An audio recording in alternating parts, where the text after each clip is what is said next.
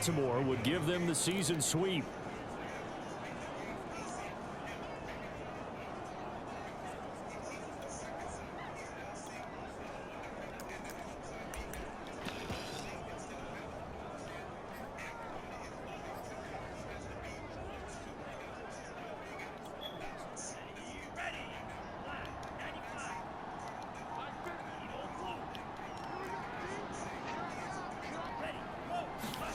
And now they'll throw with Lance.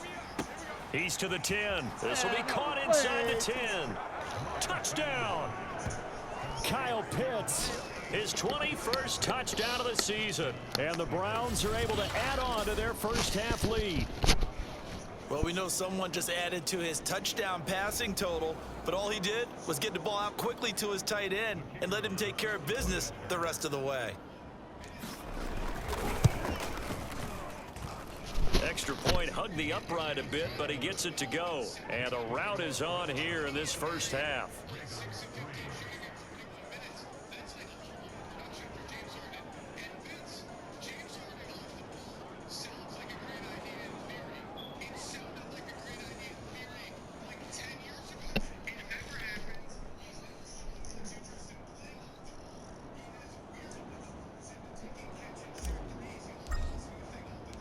The kickoff team on the field now as they will send this one away.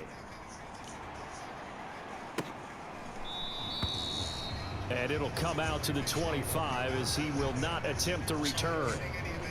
The football back over to Baltimore and J.K. Dobbins. And he's closing in on that number that all running backs circled beginning of the year, the number 1,000. Couldn't do it on this drive. And you have to think to yourself that this moment, getting to this spot, it started in the offseason, right? Not just the workouts, right? Not just getting yourself physically prepared to play, but mentally, as well as your team, as well as your unit, head coach, offensive coordinator. We run the football. We give you opportunities. He's taking advantage of it. And when you get this close to the mark, you just hope things don't tighten up, right? You probably want to get there and get it in your rearview mirror. You really do, don't you? Because now it becomes predominant, and you wonder about play calling as well. Do you want to call plays to get that out of the way, or are you still calling plays to win the game first? That becomes the burden of the play caller. Now the Ravens going to use one of their timeouts, as the stoppage will come with a little under a minute to go in this first half.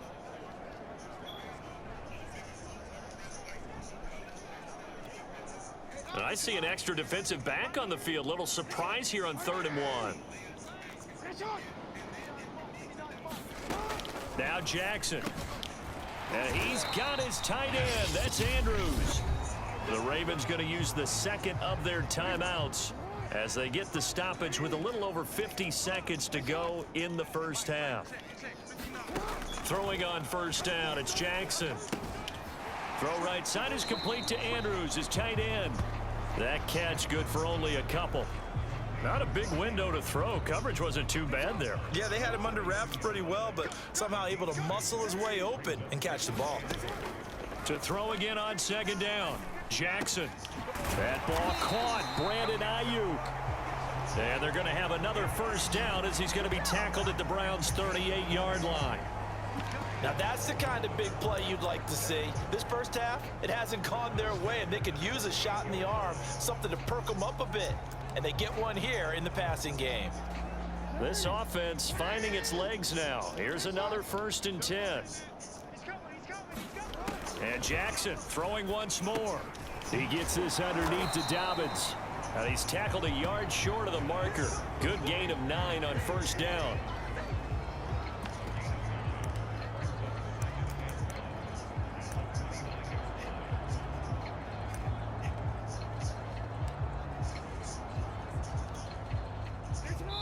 And we're going to get a timeout with 2 seconds remaining in the second quarter.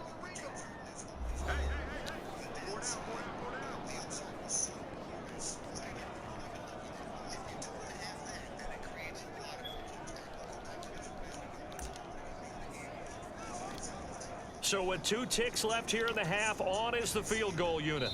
Made his first. This now from 46 yards away. And now a timeout defensively after that first down play. So they're going to make this offense sweat out half number 1.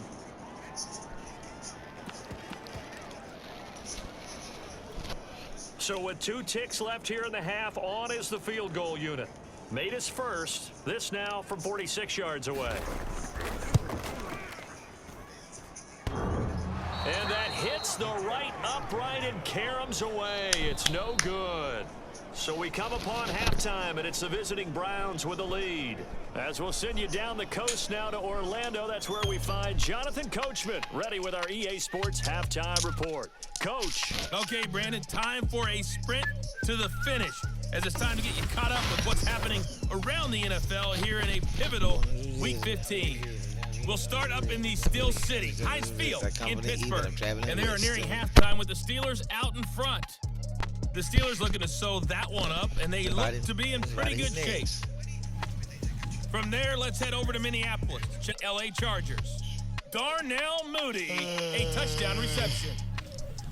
Finally, we'll save the biggest for last as we head to AT&T Stadium to see what's happening with the Cowboys at home in Arlington. And that game's all tied up as they play the visiting LA Rams. Meanwhile, our game has been a boat race, very one-sided to this point. And for the call of the second half, let's get it back to our commentating team of Brandon Godden and Charles Davis. All right, Coach, thank you, and we welcome everyone back for quarter number 3. The Browns are going to get the second half kickoff, and they've got this lead as well as we are back and underway. Takes it at the 7. A solid return, pretty good field position. They'll start at the 32. The Browns offense getting set to go to work here to start the third. The first half definitely went their way, and this would seem to be a great opportunity to kind of put this game a little closer out of reach with a score here. Yeah, and it's a wonderful opportunity for them, because if they can add 7 more to their lead before the other guys even see the football, that could be the decisive blow in this game. I think that's how they're eyeing it. That's how they're approaching it.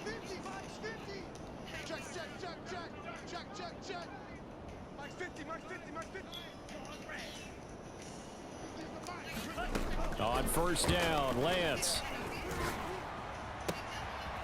That's into the hands of Pitts, the tight end.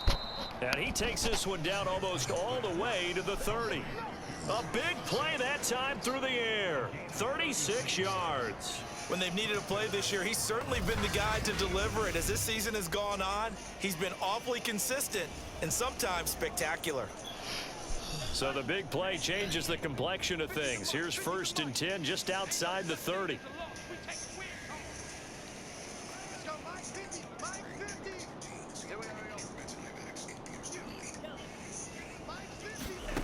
Shotgun now for Lance. He'll let this go for the end zone. Touchdown, Browns. Jalen Waddle with touchdown number 23 here on the year. And the Browns come right out of the locker room and score here in the opening minute of the third quarter. In order to lead in a game, you're going to get plenty of contributors, but that's his 2nd touchdown catch of this game. He's one of the key guys in this one. And you better believe he'll be looking for the hat trick here as this one continues to go. Extra point attempt to follow here.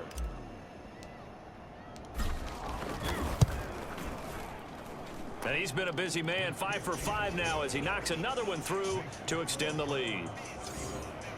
The long touchdown pass gets him 6 on a very, very tidy 2-play drive that time.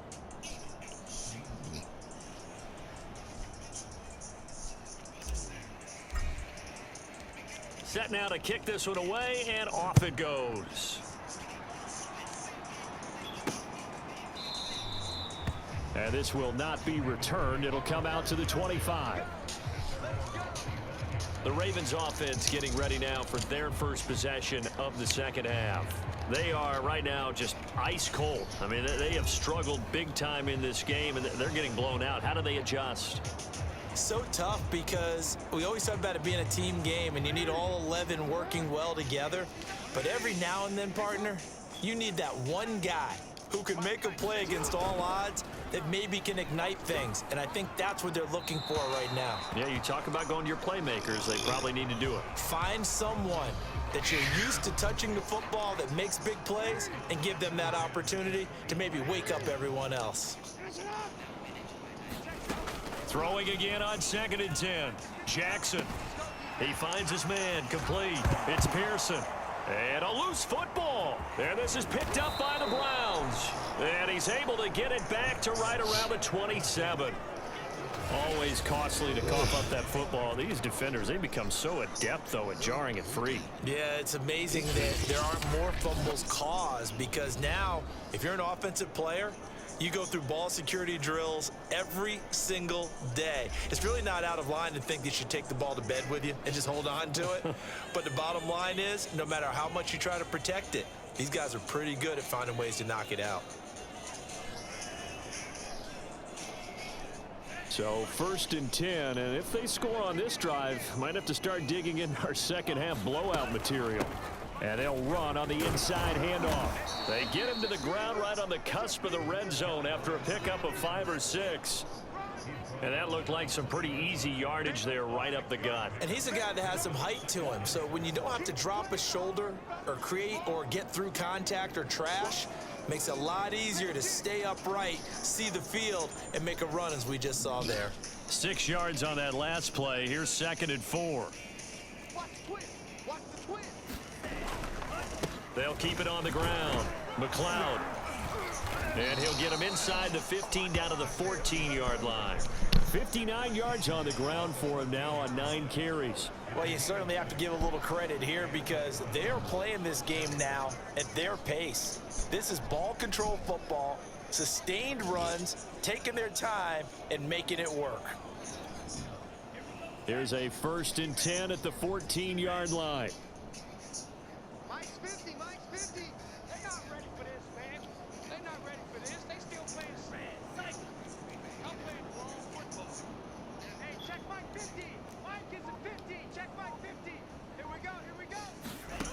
Lance now to throw.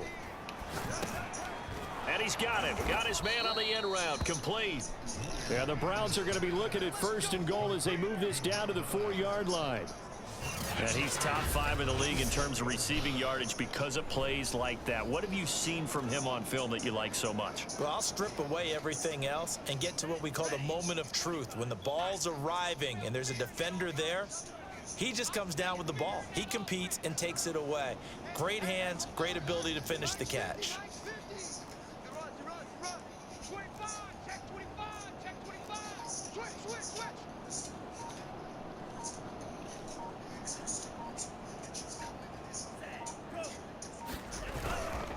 They'll try and run for it on 1st and goal. And he's in. Touchdown, Browns. A great effort there. His 21st touchdown of the season. And the Browns take advantage of field position on the turnover to cash this one in. And nothing special there. They show they were going to run the football. They ran it. They got it in. Like old-time football, right? Hey, this is exactly what we're going to do. Straight ahead power, and they got it done.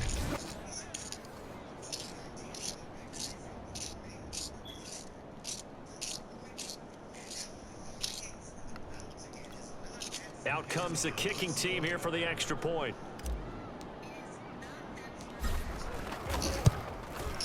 And the lead grows even larger here in the 3rd quarter. Just a 4-play drive that time. And it results in a 4-yard touchdown run.